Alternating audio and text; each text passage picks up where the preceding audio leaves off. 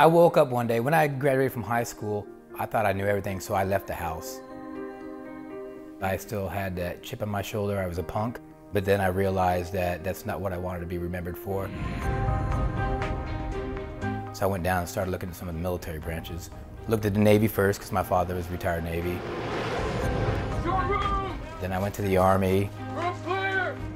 Then I was walking by and I saw the Air Force and I didn't know what they did. So I went in there and they showed me a video of a guy jumping out of the helicopter shooting stuff, and that's what I wanted to do. My name is Kim Posten. I initially joined the military as a member of the Security Forces Squadron. Then I became a first sergeant, where I eventually retired out of headquarters AFPC, where I was responsible for about 2,800 people. Brian is very charismatic, high energy, very passionate, especially about things that he loves. He's just a very great guy. Not just because he's my husband, but he's a great guy.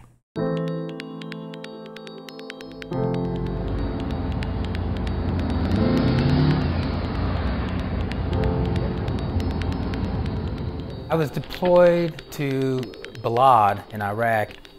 My job was to round up and find everybody that was assigned to our unit. And two Chinooks, those were the big helicopters, were landing to pick us up. And there was I guess an insecure pallet, a 463 Lima pallet. It's about 300 pounds. Just picked up the pallet, and as I turned around, it landed on top of my head. Traumatic brain injury. Of course, they called my wife and told her probably at least 3 times that, you know, your husband's lucky to be alive. He couldn't walk, he couldn't move, he barely could roll over. Well, I tried to get to Afghanistan, and my chief and my commander, they told me, First Sergeant, I can't let you go. He was suffering from serious migraines, sleepwalking, sleep eating.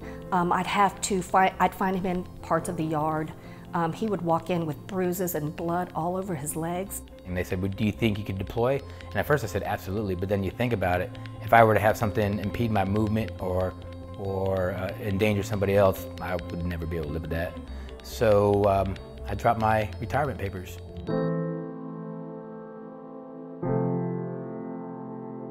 I went from answering my phone and being on call for 24 hours a day, 7 days a week. I was going 1,000 miles an hour. And then all of a sudden I didn't have a reason to wake up. I was like, I don't really need to get out of bed. He acted like he didn't have a purpose anymore, that he wasn't needed anymore. I'm not sure really what I did for the first few weeks, but make sure I was on the treadmill again at 3 so I could watch Ellen. It was crazy what I was doing. I went from doing all these different things to having a schedule, and it involved Ellen. Seriously? It was very difficult for me to watch that happen. And I just knew that I had to do something, because I was not going to watch my husband and watch him go into a downward spiral, because that's exactly what I was watching.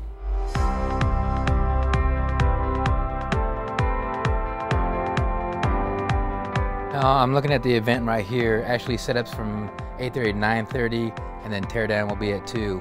On the other hand, we also... My wife asked me about December if I was going to look for a job. And I told her, I said, I don't know how. I didn't know how to find a job. Because as much as he thought he had prepared, he wasn't prepared. My wife had to educate me on how to apply for jobs. This is not just for you, it's for me and the family. It's for all of us. Yeah, I'm gonna send my resume in. You know, who do I need to meet with? I got set up for an interview. How to dress for an interview. I did my research, it's about research. And I think that's exactly what he needed. And I nailed the interview, full of energy. And I got the call and they made me an offer, and I've been there ever since.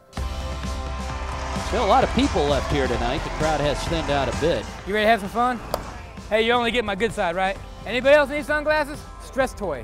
Always strive to do what you want to do, because in the military, especially if you retire, you do at least 20 years of stuff that you don't necessarily always want to do. What's up, brother? How you doing, man? So after that, it's time to do what you're passionate about. He realized, I am needed. I have skills that people need and want. I just noticed a completely different man.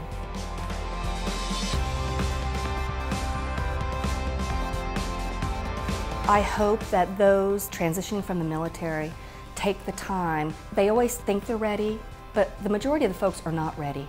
They need to take the time to figure out really what they want to do. Set goals for yourself and figure out how you're going to achieve those goals, and just don't be afraid to start with the next chapter of your life.